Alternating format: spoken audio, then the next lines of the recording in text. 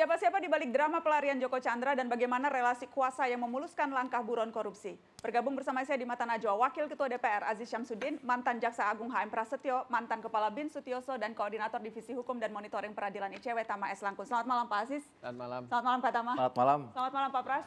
Bang Yos, selamat malam. Terima kasih banyak sudah hadir. Saya ingin ke Wakil Ketua DPR dulu yang tadi juga tentunya menyimak perbincangan saya dan Mbak Anita dan Pak Bonyamin. Apa kejanggalan yang Anda tangkap?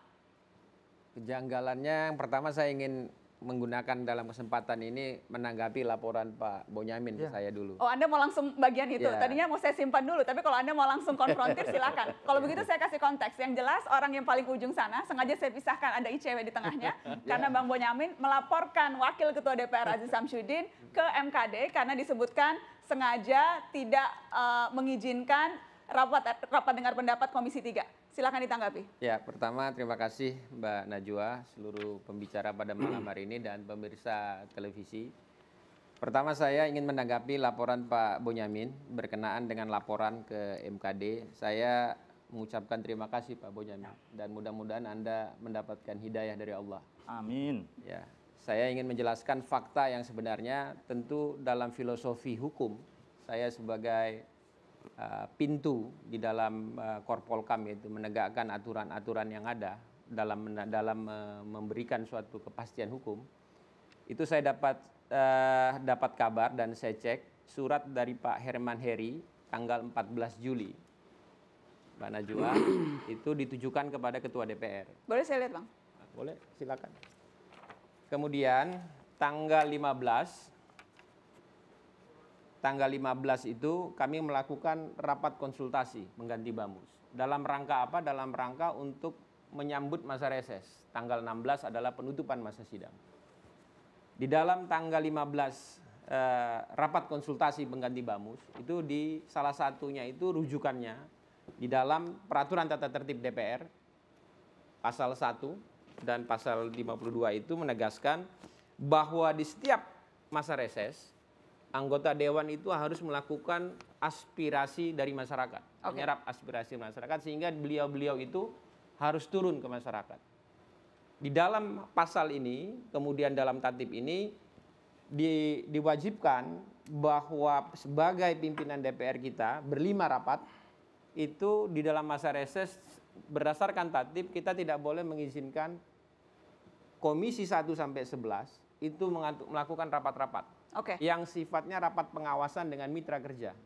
Tapi harus melakukan kunjungan lapangan, turun ke lapangan untuk mengambil aspirasi, mengambil data, kemudian data itu silakan nanti dibawa di dalam rapat sidang. Jadi karena alasan itu... Tar, itu belum Najwa, sebentar. Pelan-pelan, alon-alon. Gitu. Di dalam rapat itu kemudian, di dalam rapat konsultasi diputuskan, di dalam butir 3E, yang saya udah kirim sama Mbak Najwa, saya kirim sama teman-teman, bahwa pasal 3E, AKD diperbolehkan melakukan rapat-rapat kerja dengan mitra kerja pada masa reses hanya dalam rangka mempercepat penyelesaian RUU dan tidak diperbolehkan melakukan rapat-rapat dalam rangka pengawasan. Ini Mbak Najwa. Ini clear ini semuanya nih. Nah kemudian tanggal 16 Juli saya baru dapat disposisi dari Bu Puan. 16 Juli. Tanggalnya ini Mbak. Ya, di atas. Clear. Ya toh? Di sini Mbak Puan memperbolehkan? Mana? Coba tolong Mbak. Saya bertanya, itu nada tanya. Memperbolehkan apa tidak? Tolong Mbak Najwa baca sendiri. Contrengannya Bu Puan apa? Tindak lanjuti sesuai mekanisme. Ya. Mekanisme apa maksudnya Mbak Najwa? Saya bukan anggota DPR. Ya, tapi Mbak Najwa punya latar belakang pendidikan yang cukup untuk mengerti bacaan ini. Saya sudah mengundang Anda supaya Anda bisa menjelaskan. Jadi tindak lanjut mekanismenya apa? Mekanismenya tatib, undang-undang. Tatib, Jadi sehingga sebentar dulu. Bang Aziz, saya cuma mau intinya Anda mau bilang keputusan yang Anda keluarkan itu semuanya sudah sesuai mekanisme. Saya enggak mau bilang begitu. Saya mau ini clear dulu. Sehingga pada saat saya menerima surat Pak Herman Heri, saya menyampaikan kepada Kabak. Tolong Anda baca tatib pasal 1, pasal 252, baca. Dan ini sudah ada keputusan Bamus. Clear, saya bilang. Saya bilang lakukan kunjungan lapangan.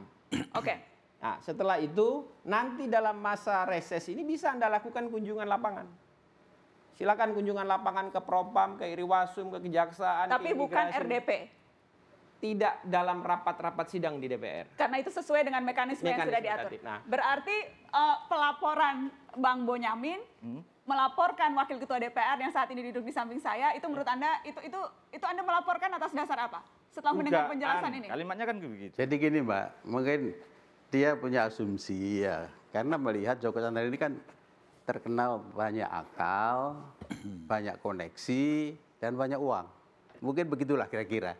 Gimana Mas Benjamin? Enggak, gitu, Pak. Jangan pakai kira-kira Pak Pras. Ini masalah hukum harus sesuai fakta, aturan. Nah ini kan soalnya itu sudah, belum sudah melaporkan kepada mana Barreskrim ya, atau MKD. MKD. Ini urusan MKD, Ya. ini kan saya Kenapa sampai melapor ke dilaporkan? Komisi 3. Udah clear itu bahwa saya dijanjikan akan rapat segera dan akan minta izin kepada pimpinan. Yang menjanjikan siapa? Ya Herman Heri, Pak Pokoknya Suding, pimpinan dan Komisi Pak 3. Arsul Sani di situ waktu saya Tapi datang. ketika masa reses kan tidak mungkin ada kegiatan seperti itu. Tapi ini kan kalau kalimat dilarang dalam sistem PT UN kita pun menjadi boleh kalau diizinkan. Saya hanya minta itu sebenarnya goalnya, gitu loh.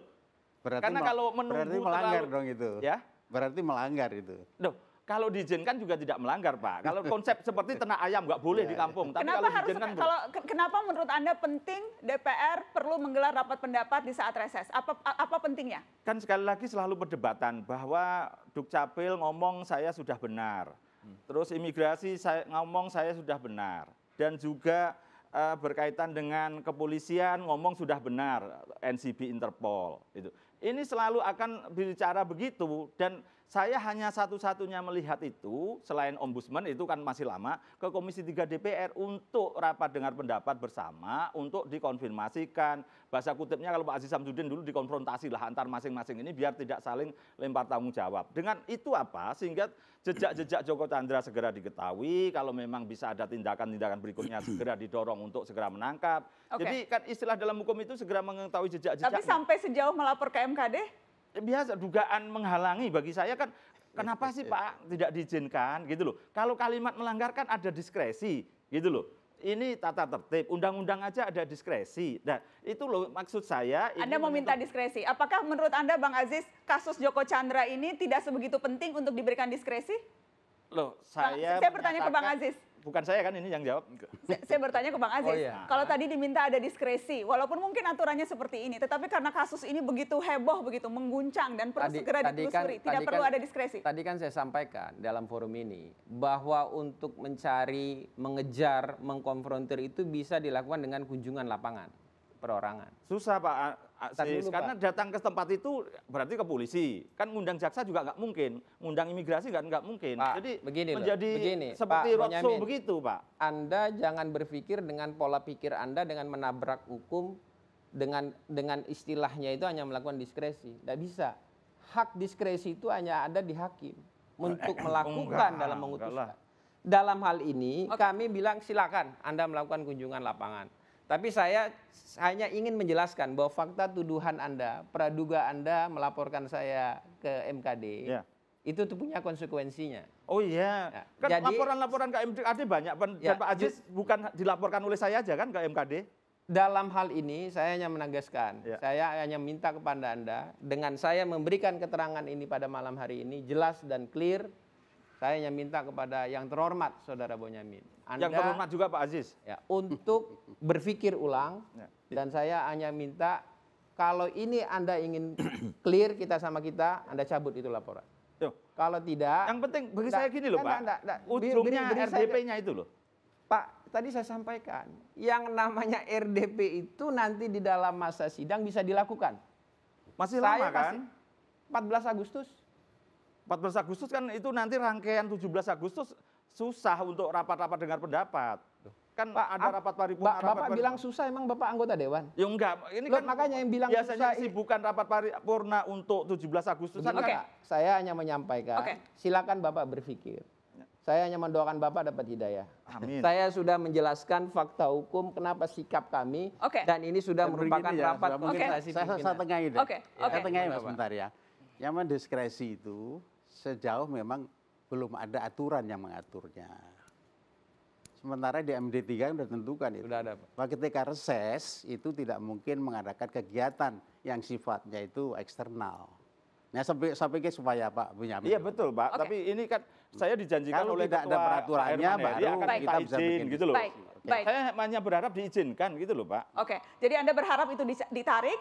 Kalau apakah Anda akan menarik? Loh, apapun kan saya sudah melaporkan. Ini kan dugaan gitu loh. Saya pada posisi itu gitu loh. Oke, pertanyaannya apakah akan menarik, Bang? Ya kita pikirkan besok. Dipikirkan besok. Karena MKD itu konveksinya cukup berat untuk anggota dewan. Sanksinya Enggak Pak Aziz ini kalau boleh jujur juga pernah dilaporkan yang lain dan tidak terbukti. Ya, tapi Selesai kan- bagi Pak Aziz Samsudin juga. Ini kan proses saya mengadu. Iya, iya. Oke, Gitu oke, loh. oke. Oke. Kita harus break sekarang karena itu tadi kejanggalan-kejanggalan dan terutama saya tahu ada cerita yang sangat menarik dari mantan Jaksa Agung Prasetyo soal Joko Chandra. Lobi-lobi yang dilakukan tingkat tinggi. Bahkan Jaksa Agung Malaysia ketika itu sempat melobi Jaksa Agung kita ketika itu Pak Prasetyo untuk meloloskan Joko Chandra. Seperti apa ceritanya? Di Mata Najwa sesaat lagi. Serius.